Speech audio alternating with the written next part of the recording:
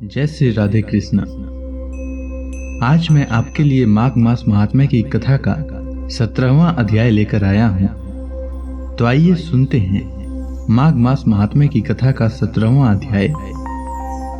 अप्सरा राक्षस से आगे कहती है कि हे राक्षस, वह ब्राह्मण कहने लगा कि इंद्र इस प्रकार अपनी अमरावती पुरी को गया, सो हे कल्याणी, तुम भी देवताओं से सेवा किए जाने वाले प्रयाग में माघ मास में स्नान करने से निष्पाप होकर स्वर्ग में जाओगी। सो मैंने उस ब्राह्मण के ये वचन सुनकर उसके पैरों में पड़कर प्रणाम किया और घर में आकर सब भाई बांधव, नौकर चाकर, धन आदि त्याग कर शरीर को नष्ट होने वाली वस्तु समझकर घर से निकली और माघ में गंगा यमुना के संगम पर जाकर स्नान किया। सो हे निशाचर, 3 दिन के स्नान से मेरे सब पाप नष्ट हो गए और 27 दिन के पुण्य से मैं देवता हो गई और पार्वती जी की सखी होकर सुख से निवास करने लगी। इसीलिए मैं प्रयाग के महात्म्य को याद करके सब देवताओं के सहित माघ में प्रयाग स्नान करती हूँ। सो मैंने अपना यह सब वृतांत तुमसे कहा। तुम भी इस योनि में पड़ने और कुरूप होने का सब कारण कहो। तुम्हारी दाढ़ी और मूछें बहुत बड़ी बड़ी हो गई है और पार्वती की गुफा में वास करते हो। निशाचर कहने लगा कि हे भद्रे, सज्जनों से गुप्त बात कहने में भी कोई हानि नहीं होती। मुझको अब कोई संशय नहीं रहा कि मेरा उद्धार तुमसे ही होगा। सो मैं अपना सब वृतांत तुमसे कहता हूँ। मैं काशी में वेदों का ज्ञाता था और बड़े उच्च कुल के ब्राह्मण के घर में जन्म लिया था। मैंने राजा, पापी, शूद्र तथा वैश्यों से अनेक प्रकार के दान लिए। मैंने दान लेने में चांडाल को भी नहीं छोड़ा। उस जन्म में मैंने कोई भी धर्म नहीं किया, वहीं पर ही मृत्यु को प्राप्त हो गया। तीर्थ स्थान पर मरने के कारण नरक में नहीं गया।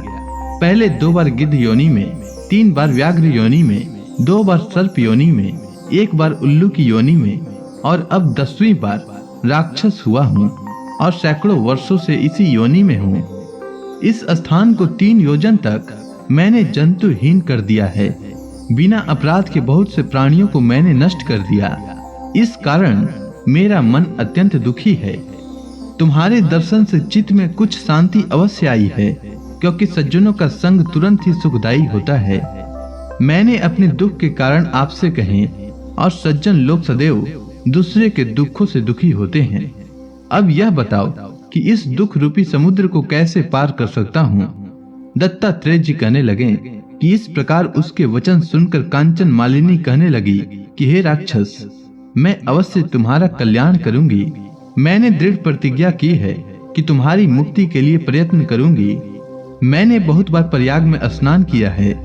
वेद जानने वाले ऋषियों ने दुखी को दान देने की प्रशंसा की है। समुद्र में जल बरसने से क्या लाभ। प्रयाग में स्नान करने का 1 बार का फल मैं तुझे देती हूँ। उसी से तुमको स्वर्ग की प्राप्ति होगी। उसके फल का अनुभव मैं कर चुकी हूँ। तब उस अप्सरा ने अपने गीले वस्त्र का जल निचोड़कर जल को हाथ में लेकर माघ स्नान के फल को उस राक्षस को अर्पण किया। उसी समय पुण्य प्राप्त कर वह राक्षसी शरीर को छोड़कर तेजमय सूर्य के सदृश देवता हो गया। आकाश में विमान पर चढ़कर अपनी कांति से चारों दिशाओं को प्रकाशित करता हुआ सौभाग्यमान हुआ और कहने लगा कि ईश्वर ही जानता है तुमने कितना उपकार मुझ पर किया है। अब भी कृपया कुछ शिक्षा दो जिससे मैं कभी पाप न करूं। अब मैं तुम्हारी आज्ञा पाकर स्वर्ग में जाऊंगा। तब कांचन मालिनी ने कहा कि सदैव धर्म की सेवा करो, काम रूपी शत्रु को जीतो, दूसरे के गुण और दोषों का वर्णन मत करो, शिव और वासुदेव का पूजन करो, इस देह का मोह मत करो, पत्नी, पुत्र, धन आदि की ममता त्यागो, सत्य बोलो, वैराग्य भाव धारण कर योगी बनो। मैंने तुमसे यह धर्म के लक्षण कहे। अब तुम देवता रूप होकर शीघ्र ही स्वर्ग को जाओ। दत्तात्रेय जी कहने लगे कि इस प्रकार गंधर्वों से शोभित वह राक्षस कांचन मालिनी को नमस्कार करके स्वर्ग को गया और देव कन्याओं ने वहां आकर कांचन मालिनी पर पुष्पों की वर्षा की और प्रेम पूर्वक कहा कि हे भद्रे, तुमने इस राक्षस का उद्धार किया। इस दुष्ट के डर से कोई भी इस वन में प्रवेश नहीं करता था। अब हम निडर होकर विचरेंगी। इस प्रकार कांचन मालिनी उस राक्षस का उद्धार करके प्रेम पूर्वक देव कन्याओं से क्रीड़ा करते हुए शिवलोक को गई। तो इसी के साथ माघ मास महात्म्य की कथा का 17वां अध्याय पूर्ण हुआ। अब आगे की कथा मैं कल लेकर आऊंगा। तब तक के लिए भगवान श्री कृष्ण का नाम लेते रहें। तो प्रेम से बोलिए भगवान श्री कृष्ण की जय, विष्णु भगवान की जय, समस्त देवी देवताओं की जय।